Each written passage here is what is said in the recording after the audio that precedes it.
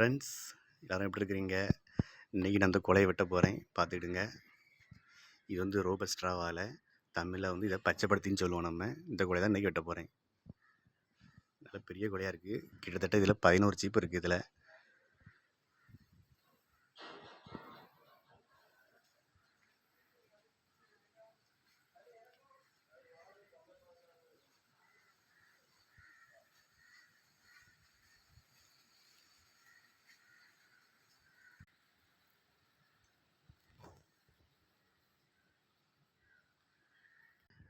வேறு இந்த குலையும் வெட்ட போகிறோம்.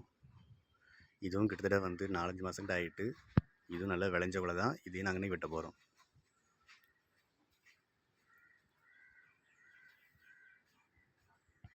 இந்த குலையை வெட்ட மாட்டோம். இது இப்போ தான் பூ வந்து காய பிடிச்சிருக்குங்கிறனால இதை வெட்ட மாட்டோம். இதை வெட்டக்கு இன்னும் 3-4 மாதம் ஆகும்.